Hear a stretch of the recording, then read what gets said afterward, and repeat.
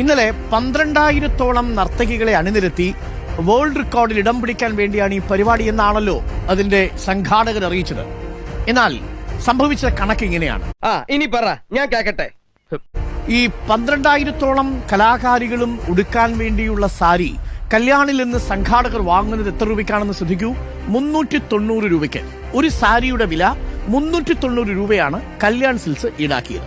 അപ്പൊ അളിയൻ കാര്യമൊന്നും അറിഞ്ഞില്ലേ? ഇല്ല. എന്നാൽ ഇനി ഞാനത് പറയാം. സംഘാടകർ ഈടാക്കിയത് എത്ര രൂപയാണെന്ന് ശ്രദ്ധിക്കൂ. 390 രൂപ കല്യാൺ സിൽക്സിൽ നിന്ന് വാങ്ങി 1,600 രൂപയ്ക്കാണ് ഇത് അവിടെ നൃത്ത അഭ്യാസത്തിലെത്തിയ കലാകാരികൾക്ക് മറിച്ചു കൊടുത്തത്. അപ്പോൾ ഒരു സാരിക്ക് സംഘാടകരുടെ ലാഭം എത്രയാണെന്ന് നോക്കൂ. 1,600 മൈനസ് 390 1,210 രൂപ. ഒരു സാരിക്ക്, സാരി ഒന്നിന്.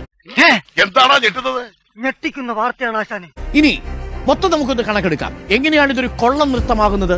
പങ്കെടുത്തവരുടെ എണ്ണം 11,600. അങ്ങനെയാണെങ്കിൽ ഒരു സാരിക്ക് സംഘാടകർ കിട്ടിയ ലാഭം 1,210.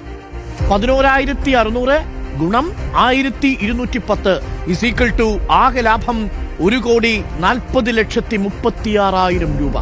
സാരിയുടെ മാത്രം ലാഭമാണ് കേട്ടോ.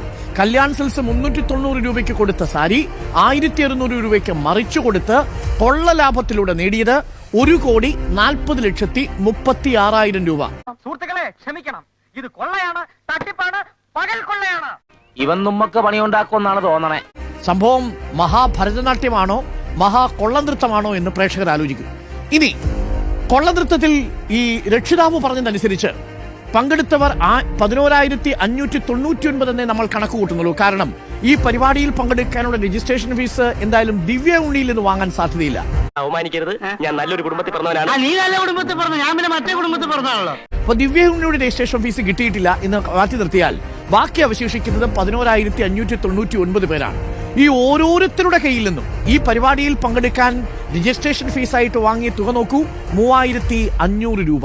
രക്ഷിതാവ് പറഞ്ഞതനുസരിച്ച് 3,500 രൂപ വീതം ദിവ്യ ഉണ്ണി ഒഴിച്ച് 11,599 പേർ രജിസ്ട്രേഷന് നൽകിയിട്ടുണ്ടെങ്കിൽ ലാഭം 4,05,96,500 രൂപ. 4,05,96,500 രൂപ ഭയങ്കരം തന്നെ. രജിസ്ട്രേഷൻ ഇനത്തിലും സംഘാടകർക്ക് കിട്ടി. ആകെ 10 ലക്ഷത്തിൽ താഴെയാണ് GCDAക്ക് ഈ നെഹ്റു സ്റ്റേഡിയം എടുക്കാൻ വേണ്ടി കൊടുത്തിരിക്കുന്ന തുക. ബാക്കി എല്ലാ പരിപാടികളുടെ സംഘാടനത്തിനുമായി 1 കോടി മാത്രം ബാക്കി വെച്ചാലും രജിസ്ട്രേഷൻ ഫീസ് ഇനത്തിൽ മാത്രം 4 കോടിയിൽ 3 കോടി രൂപ ലാഭം. പണിയെടുത്ത് തിന്നണമെന്നൊക്കെ ആഗ്രഹമുണ്ട് സാറേ, പക്ഷെ പറഞ്ഞു പറ്റിച്ച് തിന്നാലേ വായിന്നിറങ്ങുള്ളൂ. ഇനി കൊള്ളനൃത്തത്തിൽ മൊത്തം സാരിയിലെ ലാഭം നോക്കൂ. 1,40,36,000. രജിസ്ട്രേഷൻ ഫീസ് വഴി കിട്ടിയ ലാഭം 4,05,96,500.